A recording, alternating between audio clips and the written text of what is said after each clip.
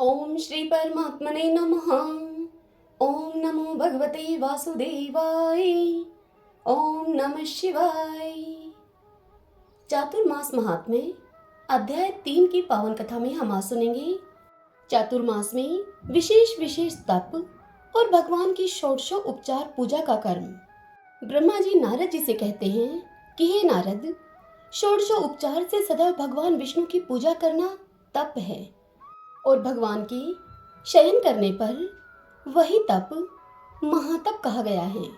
इसी प्रकार सदा पंचयुगों का अनुष्ठान करना भी तप है, परंतु चातुर्य मास में श्री हरि को निवेदन करने पर वही महातप हो जाता है। ऋतु काल में स्त्री के साथ संबंध करना गृहस्थ के लिए सदा ही तप माना गया है, किंतु वही चातुर्य मास में श्री हरि की प्रीति के लिए किया जाए तो महातप है। सदा सत्य बोलना तप है। यह भूतल पर निवास करने वाले प्राणियों के लिए दुर्लभ तप कहा गया है। देवेश्वर श्रीहरि के शयन करने पर यह सत्य भाषण रूपी तपस्या करने वाला मनुष्य अनंत फल का भागी होता है। अहिंसा आदि गुणों का पालन करना सदा ही तप है, किंतु हे नारद, चातुर्य मास में वैरभाव का परित्याग करके उसका पालन किया जाए तो वह महातप कहा गया है। पंचायतन पूजा महातप है। मनुष्य चातुर्य मास में श्री हरि की प्रीति के लिए इस महातप का विशेष रूप से अनुष्ठान करे। सभी पर्व के अवसर पर सदा दान देना चाहिए, यह तप है। परंतु चातुर्य मास में विशेष रूप से उसका पालन करने पर वह दान अनंत होता है। चौमासे में 2 प्रकार का शौच ग्रहण करना चाहिए, एक बाह्य शौच और दूसरा आंतरिक शौच। जल से नहाना धोना बाह्य शौच कहलाता है और श्रद्धा से अंतःकरण को शुद्ध करना आंतरिक शौच है। इंद्रियों का निग्रह करना चाहिए, यह तपस्या का उत्तम लक्षण है। किंतु चातुर्य मास में इंद्रियों की चंचलता दूर हो तो वह महातप कहा गया है। इंद्रिय रूपी घोड़ों को काबू में रखकर मनुष्य सदा सुख पाता है। वे इंद्रिय रूपी अश्व जब कुमार्ग से चलने लगते हैं तब जीव को नरक में गिराते हैं। यह काम महान शत्रु है। इस एक को ही दृढ़ता पूर्वक जीते। जिन महात्माओं ने काम को जीत लिया है उन्होंने संपूर्ण जगत पर विजय पा ली है। हे नारद, काम और संकल्प पर विजय पा लेने वाला ही तपस्या का मूल है। वही सबसे उत्तम ज्ञान है जिसके द्वारा काम को जीत लिया जाए। लोभ सदा त्याग देने योग्य है, क्योंकि लोभ में पाप की स्थिति है। लोभ को जीत लेना यही तप है। चातुर्य मास में इस तप का विशेष महत्व है। मोह का अर्थ है अविवेक, वह सदा त्याग देने योग्य है। जो मोह से रहित है वही ज्ञानी है। मनुष्यों के शरीर में रहने वाला मद ही महान शत्रु है। यूं तो सदा ही, किंतु चातुर्य मास में विशेष रूप से मोह का निग्रह करना चाहिए। मान बड़ा ही भयंकर शत्रु है। वह सब प्राणियों के भीतर निवास करता है। उसे क्षमा के द्वारा जीतना चाहिए।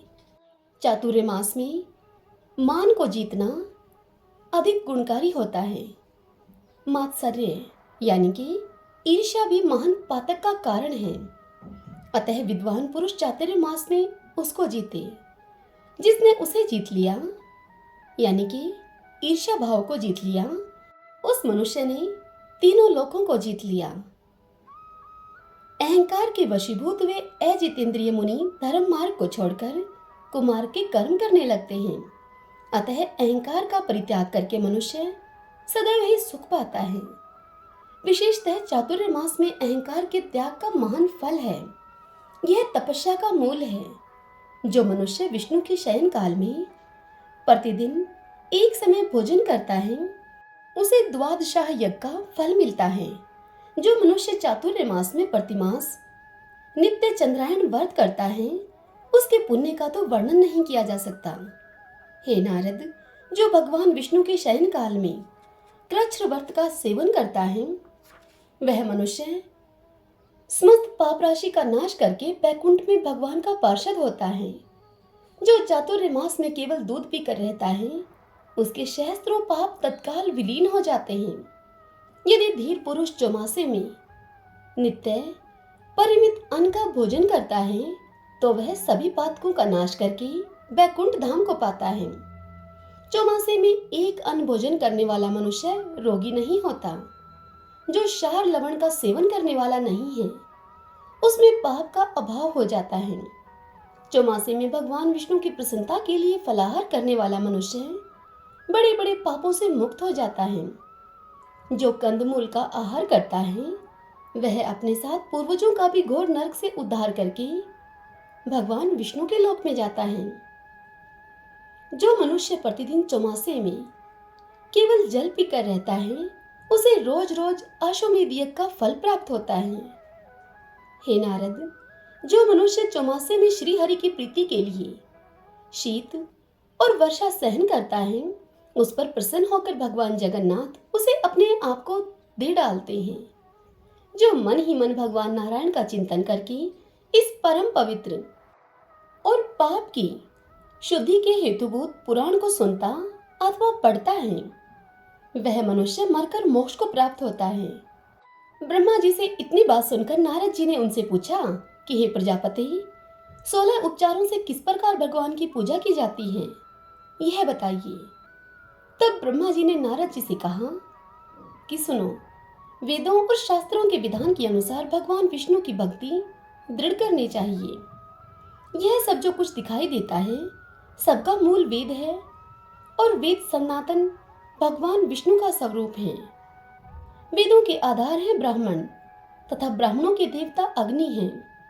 अग्नि में आहुति डालने वाला ब्राह्मण यज्ञ में सदा भगवान श्री हरि का यजन करता हुआ तथा श्री विष्णु की पूजा में निरंतर संलग्न रहता हुआ संपूर्ण जगत को धारण करता है। भगवान नारायण का स्मरण और ध्यान कलेश दुख आदि का नाश करने वाला है। चातुर्य मास में भगवान श्री हरि जल में विशेष रूप से व्याप्त रहते हैं। जल से अन्न पैदा होता है जिससे कि जगत की तृप्ति होती है और वह अन्न भगवान विष्णु के शरीर के अंश से उत्पन्न होता है। अन्न को ब्रह्मा कहते हैं। वह अन्न आवाहन पूर्वक भगवान विष्णु को समर्पण करके मनुष्य पुनर्जन्म, वृद्धता और कलेश के संस्कारों के द्वारा तिरस्कृत नहीं होता। सहस्त्र शीर्षा पुरुष है इत्यादि जो 16 ऋचाओं वाला यजुर्वेद का महासूक्त है वह सर्वोत्कृष्ट नारायण में है। उसके पाठ मात्र से भी ब्रह्म हत्या दूर हो जाती है। ब्राह्मण को उचित है कि वह पहले स्मृतियों में बताई हुई विधि के अनुसार अपने शरीर में उक्त 16 सूक्तों का न्यास करे। तत्पश्चात भगवान की प्रतिमा अथवा शालिग्राम शिला में विशेष रूप से न्यास करे। फिर कर्मशः आह्वान आदि करें। वैकुंठ धाम में विराजमान कौस्तुभ मणि से सुशोभित कोटि कोटि सूर्यों के समान तेजस्वी दंडधारी शिखा सूत्र से सुशोभित पीतांबरधारी रूप से भगवान विष्णु का आह्वान करके ध्यान करें। सब पापों के समूह का नाश करने वाले श्री विष्णु को इस रूप में अपने ध्यान में स्थिर करके उन्हें पूजा के लिए अपने आगे आह्वान करें। पुरुष सूक्त की प्रथम ऋचा सहस्त्र शीर्षा पुरुष है इत्यादि मंत्र के आदि में ओमकार जोड़कर उसका उच्चारण करें और उसी के द्वारा भगवान का आह्वान करें। इसी प्रकार दूसरी ऋचा पुरुष अवेदम इत्यादि से पार्षदों के सहित श्री हरि को आसन समर्पित करें। वे सभी आसन स्वर्णमय हैं, ऐसा मन ही मन चिंतन करें।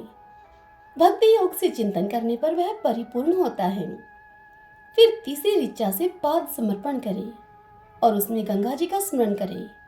उसके बाद सरिताओं तथा सातों समुद्रों के जल से जगदीश भगवान विष्णु को अर्घ्य दें। सरिताओं और सागरों का चिंतन मात्र करना चाहिए। चौथी ऋचा से अर्घ्य दान करना उचित है। उसके बाद श्री हरि को अमृत से आचमन कराएं। 3 आचमन से ब्राह्मण की शुद्धि बताई गई है। हे नारद, आचमन का जल स्वच्छ एवं फेन और बुदबुद से रहित होना चाहिए। ब्राह्मण इतने जल से आचमन करे कि वह उसके हृदय तक पहुंच जाए। क्षत्रिय कंठ तक जाने लायक जल से आचमन करे और वैश्य तालु तक पहुंचने लायक जल से आचमन करे। स्त्री और शूद्र एक बार जल का स्पर्श मात्र करने से शुद्ध हो जाते हैं। पांचवी ऋचा के द्वारा भक्ति युक्त चित्त से आचमन करना चाहिए। भगवान हर्षिकेश भक्ति से ग्रहण करने के योग्य हैं। भक्ति से वे अपने आप को भी समर्पित कर देते हैं। तत्पश्चात सुगंधित पदार्थों के द्वारा सुवासित और सभी औषधियों से युक्त स्वर्णमय कलशों में रखे हुए जल से भगवान को स्नान करावें। श्रद्धा पूर्वक मन से भावना के द्वारा लाए हुए तीर्थ जल से स्नान कराना चाहिए। श्रद्धा के बिना दी हुई रत्नों की राशि भी निष्फल होती है और श्रद्धा से दिया हुआ जल भी अक्षय फल को देने वाला होता है। छठी ऋचा से स्नान कराकर पुनः आचमन कराना चाहिए। सातवीं ऋचा से भगवान विष्णु के लिए वस्त्र देना चाहिए। आठवीं से यज्ञोपवीत समर्पित करें। नौवीं ऋचा से यज्ञ मूर्ति श्रीहरि की श्री अंगों पर उत्तम चंदन का लेप करना चाहिए। जिस मनुष्य ने सुंदर यक्ष कदम के द्वारा जगत गुरु भगवान विष्णु के अंगों में लेप किया है, उसने अपने सुयश से इस संसार को आच्छादित एवं तृप्त किया है। चंदन देने वाला मनुष्य संसार में अपने तेज से भगवान सूर्य के समान होकर देव भाव को प्राप्त होता है और ब्रह्मा आदि देवताओं के लोक में आनंद का वह अनुभव करता है। जो मनुष्य चातुर्य मास में भगवान विष्णु को चंदन के आलेप से सुंदर रूप में देखते हैं, वे कभी यमपुरी में नहीं जाते। हे नारद, 10वीं ऋचा से भक्ति पूर्वक पुष्प चढ़ाकर भगवान की पूजा करें। पुष्पों से पूजित हुए भगवान विष्णु को यदि दूसरे लोग भी प्रणाम करते हैं तो उन्हें भी अक्षय लोक प्राप्त होते हैं। 11वीं ऋचा से श्री हरि को धूप दान करना चाहिए। उत्तम गंध से युक्त दिव्य वनस्पति का रस तथा अतिशय सुगंधित यह धूप आप ग्रहण करें। इस मंत्र का उच्चारण करके भगवान को अगरु का धूप निवेदन करें। चातुर्य मास में इसका महान फल है। कपूर, चंदन दल, मिश्री, मधु और जटामासी से युक्त धूप श्री हरि के शयनकाल में निवेदन करना चाहिए। देवता सूंघने से ही प्रसन्न होते हैं, अतः धूप इनकी घ्राणेंद्रियों को तृप्त करने का शुभ साधन है। मुक्ति की इच्छा रखने वाले पुरुषों को 12वीं ऋचा से दीपदान करना चाहिए। जो मनुष्य चातुर्य मास में भगवान विष्णु के आगे दीपदान करता है, उसकी पाप राशि पल भर में जलकर भस्म हो जाती है। दीपदान के अनंतर मोक्ष पद में स्थित भक्ति युक्त पुरुषों को 13वीं ऋचा के द्वारा भगवान को अन्न में नैवेद्य निवेदन करना चाहिए। अन्नदान के अनंतर भगवान को पुनः आचमन कराना चाहिए। तत्पश्चात 14वीं ऋचा से सब पापों का नाश करने वाली आरती उतारें और भगवान को नमस्कार करें। 15वीं ऋचा के द्वारा ब्राह्मणों के साथ भगवान के चारों ओर घूमकर उनकी परिक्रमा करनी चाहिए। 4 बार परिक्रमा करने से चराचर प्राणियों के सहित संपूर्ण जगत की परिक्रमा तथा भगवत संबंधित तीर्थों की यात्रा संपन्न हो जाती है। हे नारद, तदंतर 16वीं ऋचा के द्वारा भगवान विष्णु के साथ अपनी एकता का चिंतन करें। मैं ही सदा विष्णु हूँ, इस प्रकार अपने मन में भावना करने वाला ब्राह्मण जीवन मुक्त हो जाता है। चौमासे में ब्राह्मण को विशेष रूप से योग युक्त होना चाहिए। इस प्रकार यहाँ मोक्ष मार्ग प्रदान करने वाले भगवान विष्णु की भक्ति बताई गई है। ब्रह्मा जी की इतनी बात को सुनकर नारद जी ने उनसे पूछा कि हे पितामह, 18 प्रकार की प्रजाएं कौन कौन सी हैं, उनके जीवनवर्ती और उनके धर्म क्या हैं, यह सब बताइए। यह सुनकर ब्रह्मा जी ने नारद से कहा कि हे नारद, अपने काल के परिमाण से जब जगदीश्वर भगवान श्री हरि योग निद्रा से जागृत हुए, तब उस समय उनकी नाभि से प्रकट हुए कमल कोश से मेरा जन्म हुआ। तदंतर उस कमल की नाल से भगवान के उदर में प्रवेश करके जब मैंने देखा, तब वहां मुझे कोटि कोटि ब्रह्मांडों के दर्शन हुए। परंतु जब बाहर में आया, तब सृष्टि के पदार्थ और उसके हेतुओं को मैं भूल गया। तब एक आकाशवाणी हुई। आकाशवाणी ने कहा कि हे महामते, तुम तपस्या करो। यह भगवदीय आदेश पाकर मैंने 10,000 वर्षों तक तपस्या की। फिर मन के द्वारा पहले मानसिक सृष्टि का मैंने चिंतन किया। उससे मरीचि आदि मुनीश्वर ब्राह्मण प्रकट हुए। हे नारद, उन्हीं में सबसे छोटे होकर तुम उत्पन्न हुए। तुम ज्ञानी एवं वेदांत के पारंगत पंडित हुए। वे सब मुनि कर्मनिष्ठ होकर सदा सृष्टि विस्तार के लिए उद्योग करने लगे, परंतु तुम अनन्य भाव से भगवान विष्णु के भक्त हुए। एकांततः ब्रह्मा चिंतन प्रायण, ममता और अहंकार से शून्य हुए। तुम भी मेरे मानस पुत्र ही हो। हे नारद, मान से सृष्टि के पश्चात मैंने दहेजा सृष्टि की रचना की। मेरे मुख से ब्राह्मण, भुजाओं से क्षत्रिय, दोनों उर्वों से वैश्य और मेरे चरणों से शूद्र उत्पन्न हुए। अनुलोम और विलोम कर्म से शूद्र से नीचे नीचे सब मेरे चरण तलों से ही प्रकट हुए हैं। वे सब प्रकृतियां यानी कि प्रजाजन मेरे शरीर के अवयव विशेष से उत्पन्न हैं। हे नारद, मैं तुमसे उनके नाम बताता हूँ, सुनो। ब्राह्मण, क्षत्रिय और वैश्य, ये तीन ही द्विज हैं। वेद, तपस्या, पठन, यज्ञ करना और दान देना, ये सब इनके कर्म हैं। द्विजों को पढ़ाने और थोड़ा सा प्रतिग्रह लेने से ब्राह्मणों की जीविका चलती है। यद्यपि ब्राह्मण तपस्या के प्रभाव से दान ग्रहण करने में समर्थ हैं, फिर भी वह प्रतिग्रह न स्वीकार करे, क्योंकि उसे अपने तपोबल की रक्षा सदा करनी चाहिए।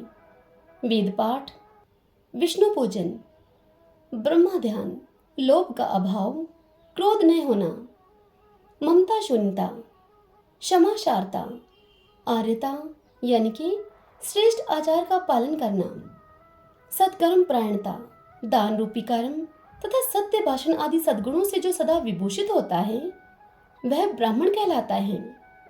क्षत्रिय को तपस्या, यज्ञ, दान, वेद पाठ और ब्राह्मण भक्ति ये सब कर्म करने चाहिए। शास्त्रों से इनकी जीविका चलती है। स्त्री, बालक, गौ, ब्राह्मण और भूमि की रक्षा के लिए, स्वामी पर आए हुए संकटों को टालने के लिए, शरण में आए हुए की रक्षा के लिए तथा पीड़ितों की आर्त पुकार सुनकर उन सबका संकट दूर करने के लिए जो सदा तत्पर रहते हैं, वे ही क्षत्रिय हैं। वैश्य धन बढ़ाने वाला, पशुओं का पालक, कृषि कर्म करने वाला, रस आदि का विक्रेता तथा देवताओं और ब्राह्मणों का पूजक है। वह सूद लेकर धन की उत्पत्ति करे, यज्ञ आदि कर्मों का अनुष्ठान करता रहे, दान और स्वाध्याय भी करे। ये सब वैश्य के कर्म बताए गए हैं। शूद्र भी प्रातःकाल उठकर भगवान का चरण वंदन करके विष्णु भक्तिमय श्लोकों का पाठ करते हुए भगवान विष्णु के स्वरूप को प्राप्त होता है, जो वर्ष में आने वाले सभी व्रतों का, तिथि और वार के अधिदेवता की प्रसन्नता के लिए पालन करता है और सब जीवों को अन्नदान करता है। वह शूद्र गृहस्थ श्रेष्ठ माना गया है। वह शूद्र वेद मंत्रों का उच्चारण किए बिना ही इस लोक में सब कर्म करते हुए मुक्त होता है। चातुर्य मास का व्रत पालन करने वाला शूद्र भी श्री हरि के स्वरूप को प्राप्त होता है। हे महामुनि नारद, सभी वर्णों, आश्रमों और जातियों के लिए भगवान विष्णु की भक्ति सबसे उत्तम मानी गई है। जो पवित्र चित्त वाला मनुष्य इस परम पवित्र पुराण को पढ़ता अथवा सुनता है, वह मनुष्य पूर्व जन्मों से उपार्जित सभी पापों का नाश करके श्री विष्णु की आराधना में तत्पर होकर विष्णु लोक को प्राप्त होता है। ओम नमो भगवते वासुदेवाय। भगतजनों, आज के अध्याय की यह कथा यहीं पर पूर्ण हुई। इससे आगे कल के अध्याय में हम सुनेंगे पैजवन शूद्र और महर्षि गालव का संवाद तथा शालिग्राम शिला के पूजन का महत्व। आज की यह कथा आपको कैसी लगी? इस वीडियो को लाइक करके और कमेंट सेक्शन में कमेंट करके ओम नमो भगवते वासुदेवाय लिखकर आप हमें अवश्य बताइए। और यदि आपने अभी तक हमारे इस चैनल श्री कृष्ण दीवाने को सब्सक्राइब नहीं किया है, आप हमें पहली बार देख रहे हैं, तो आप हमारे इस चैनल को सब्सक्राइब कर लीजिए और इसी के साथ बेल आइकन के बटन को भी दबा लीजिएगा, ताकि आपको हमारे आने वाले नए वीडियोस की नोटिफिकेशन सबसे पहले मिल सके। हरे कृष्णा।